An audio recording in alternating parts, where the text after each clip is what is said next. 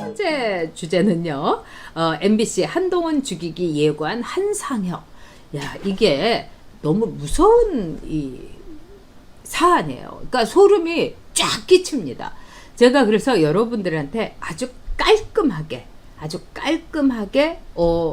KJM 멤버님께서는 나이가 드니까 사과를 잘하게 되는 것 같아요. 아, 진짜 아름다운 말씀입니다.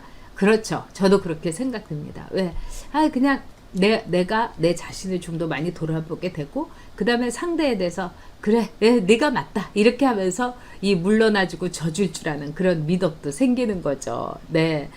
자, 그러면은요, 자, MBC 한동훈 죽이기 예고한 한상혁. 자, 이게요 엄청난 사건입니다, 여러분. 그러니까 이 사안은 우리 우파들이 반드시 알아두셔야 돼요. 자, 한상혁 방통위원장이란 사람, 청와대에 일주일에 한 번씩 장관급이거든요. 방통위원장이 청와대에 갑니다. 그래서 대통령하고 인사를 하는 사람이에요. 얼굴도 일주일에 마주보고. 근데 이 사람은 방송통신의 위원장, 그러니까 중립적으로 방송을 이끌어야 되는 책임도 있고 의무도 있는 사람이에요. 근데 이 사람이 여러분도 아시다시피 민변에서 활동을 열심히 했던 권경의 변호사한테 3월 30일 날 전화를 했어요. 한 5개겠죠. 그러면서 뭐라고 했나? 권경의 변호사, 자꾸 이런 글 페북에 문재인 정부 심기 안 좋게 하는 글 올리지 마라. 그리고 몇 시간 후면은 MBC에서 한동훈을 죽이려고 하는 보도가 나갈 거야. 그러니까 앞으로 조용히 해. 뭐 이런 협박성, 거의 반협박성 전화를 하고 딱 끊었다는 거예요.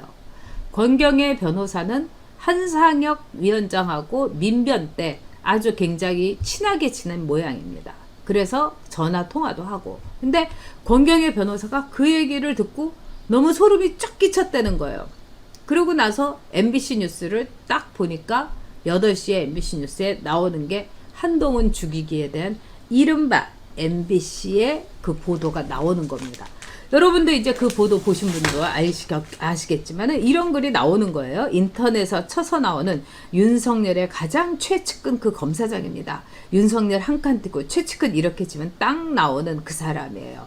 한모라고 있어요. 뭐 이렇게 채널 A 기자가 뭐 얘기한 것부터 얘기해서 결국 한동훈하고 이 이동재하고 짝짝꿍이 돼가지고, 즉 말하자면 유시민 죽이기를 했다. 이런 걸 MBC가 어떤 제보자의 말을 이렇게 딱 인용해서, 그래서 처음에 우리가 이 얘기가 나왔을 때는 함정수사 뭐 이런 얘기도 있었죠. 자, 여기에서 중요한 거는 여러분 뭡니까? 한상혁이가 MBC의 그날 편집의 이 과정을 다 알고 있었다는 거예요.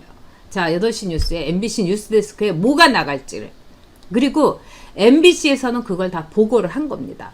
그리고 그 과정에서 이른바 한동훈 죽이기의 리포트에 말하자면은 인터뷰는 뭐가 나가고, 이거는 1분 20초짜리고, 그 다음에 이게 2꼭지가 나가냐 3꼭지가 나가냐 이런 것까지 한상혁에게 한글이 보고가 됐다는 거죠.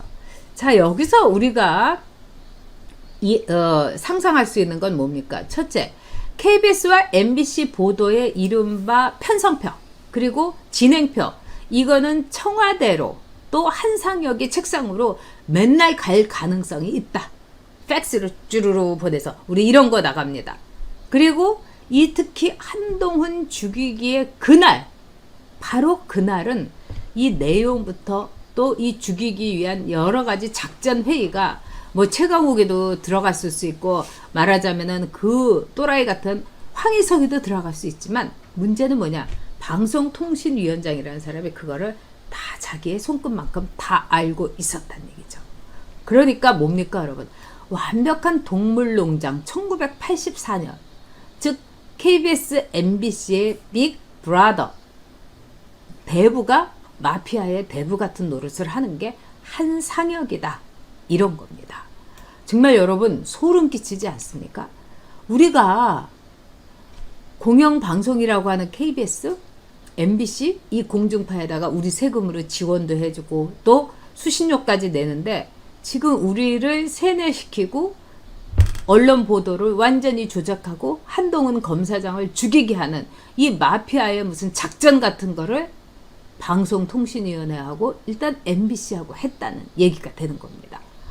와, 정말 소름 끼치는 일입니다. 자, 이용호님께서 감사의 슈퍼챗 주셨습니다. 제가 더 감사드립니다. 더 열심히 방송하고 여러분, 아까 소개해 드렸군요. 제가 지금 막 머릿속에 이게 가득해서 우리 스텝이 빨리 소개해 드리라고 그러는데, 네, 그리고 문 여사님께서 네, 슈퍼챗으로 후원해 주셨습니다. 문 여사님은 제가 처음 보는 닉인데, 그동안 쭉 우리 함께 해주셨고, 이 보수의 원칙 함께 지키는 분이라고 생각합니다. 정말 감사드립니다. 자, 이 나쁜 것들 오드리 헵번님, 그렇습니다. 이 수리수리님, 최강욱도 MBC 박문진 출신이죠. 그래서 최강욱이 여기에 저는 100% 인볼브 돼 있고, 일종의 최강욱과 황희석은 실무진이었던 거죠. 그래가지고 여기에 대해서 보도를 이런 식으로 해라. 그 다음에 이런 지시를 내리고 그걸 그대로 받아 쓴 게 MBC 기자고, 또 그 보도의 내용을 말하자면 한상혁이는 자기의 이 손바닥에 레포트로 알고 있었던 거죠. 자, 여기에서 저는요, 권경의 변호사의 이 심리에 대해서 여러분하고 한번 얘기해 보고 싶습니다. 이 권경의 변호사가 이런 얘기를 했습니다. 한마디로 자기는 민변 출신이고 그 다음에 검찰 개혁에 찬성을 했었다. 그런데 이 점점 돌아가는 걸 보고 이게 아니라고 생각을 해가지고 이제 글을 올리기 시작을 했다는 겁니다. 그랬는데 이 글을 올렸을 때 자기가 그 최초에 이제 검찰 개혁의 문제점에 대해서 이거 아니잖아, 조국 이 문제도 너무 지저분하잖아, 이런 게 작년 9월 9일이었다는 겁니다. 그랬을 때 청와대 민정실에서 딱 전화가 왔다는 거예요. 당신 이런 걸 올리지 말라고. 그리고 회유도 하고 정말 이렇게 하면 별로 이렇게 재미없을 거야, 이런 협박도 있었다는 겁니다. 그래서 굉장히 권경희 변호사가 그때 이 정부는 이명박, 박근혜 비교할 수 없이 너무 무섭구나, 나 하나쯤 매장시키는 건 아무 일도 아니다, 이런 감이 들었다고 그럽니다.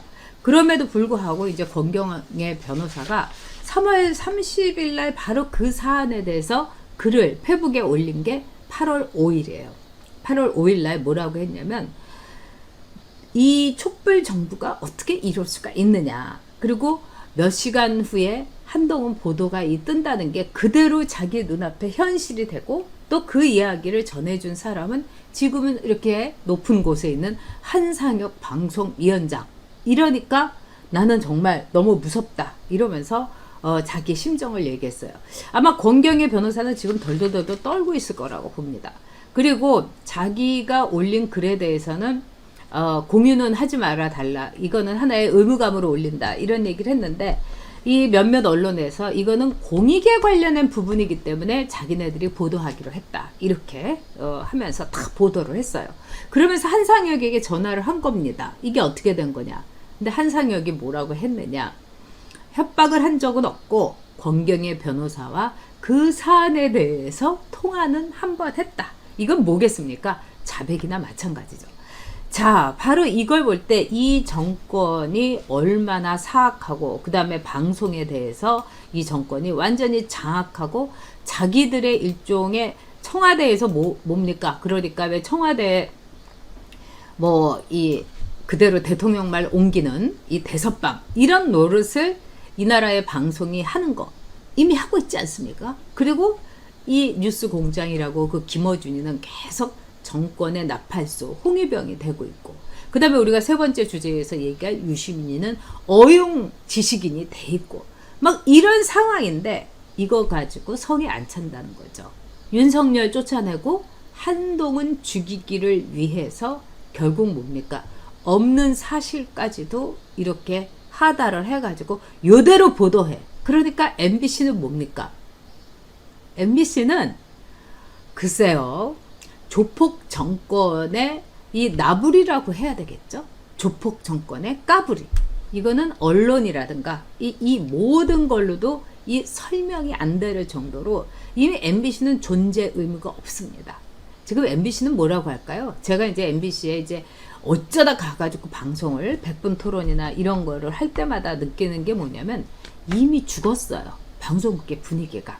그리고 52시간제의 영향도 있겠지만은 방송이라는 거는 한밤중에도 불이 켜져 있고 거기서 사람들이 편집하고 그 다음에 날밤 새면서 막 프로그램 막 고민하고 또 이게 또 방송쟁이의 기쁨이에요. 이게 자기 인생을 이렇게 좀먹지만은 그래도 내 인생은 좀먹혀도 언론의 재단에다가 나를 바치겠다 이러면서 붕붕 떠서 평생을 또 그렇게 하다가 또 이게 방송쟁이로서 난 명예로웠어 이러면서 나오는 게 방송쟁인데 지금 MBC는 한 저녁 7시면 불이 쫙 꺼져 있어요.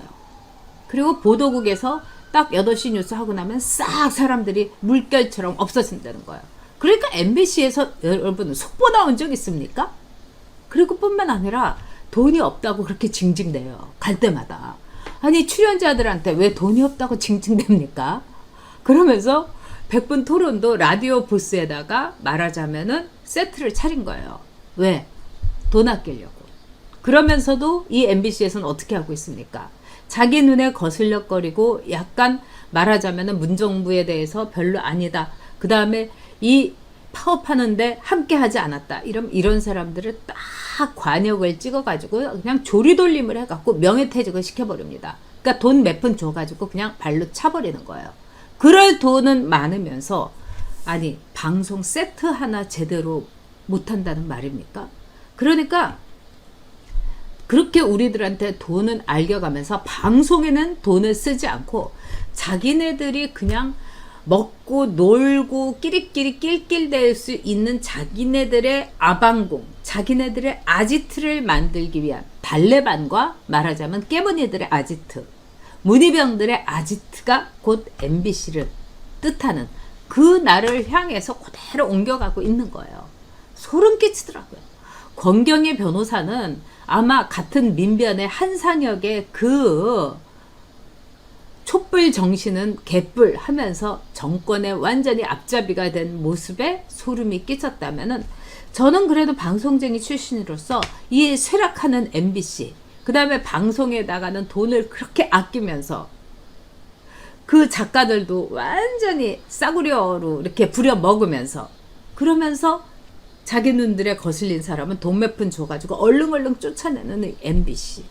이건 뭐겠습니까? 문정부하고 똑같이 가는 거예요. 지금 문재인 정부는요. 우리 국민의 절반을 완전히 집 없이 만들어갖고 길바다가 내지르게 만들고 이 50%의 이 표를 월세 아파트 공공임대 막 짓는다고 뻥을 쳐가면서 그 다음에 충청도에다가 행정수도 옮긴다고 뻥을 쳐가면서 제가 보기에는 서울시장 선거하면서요, 여러분, 이럴 겁니다. 아, 우리가 꼭 옮긴다는 게 아니라, 우리 민주당은요, 옮긴다는 생각 좁게 좀 해봤다. 이거죠. 뭐, 이렇게 나올 겁니다. 그러면서, 이 서울은 서울이죠. 뭐, 이러면서 안면 딱 몰수하고 서울시장 뽑아달라고 할 게 민주당이에요. 그러니까 서울은 제가 보기에는 안 옮길 것 같습니다. 자, 이렇게 해서 나머지 가난하고 집 없고 분노한 사람들에게 마구마구 이간질을 시켜가지고 한 60%를 만들어 놓고 그 표를 가지고 그냥 청와대에서 농담 따먹게 하면서 항상여기 같은 애들 꼰지르면서 빨리 해 이렇게 하면서 마르고 닳도록 마두로처럼 차베스처럼 뭐 이렇게 모랄레스처럼 뭐 이렇게 해보겠다. 이게 쟤네들의 꿈이고 그 꿈의 약간 축소판이 지금의 MBC다. 그러니까 MBC가 이런 완전히 끈아풀 노릇을 하는 거 아니겠습니까? 이건 조폭도 완전히 밑바닥 조폭 노릇을 하는 게 MBC다. 진짜 방송쟁이인 저로서 너무너무 창피합니다. MBC의 한동훈 죽이기, 한상혁 사표내야 됩니다. 그리고 이거는 국정조사감이에요, 여러분. 그러니까 미통당에다가 통합당에다가 너희 국정조사해라. 지금 통합당도 약간 약발이 좀 올랐을 거예요. 그렇지 않겠어요? 그러니까 국정조사 이거 밀어제끼라고 이거 할 수 있습니다.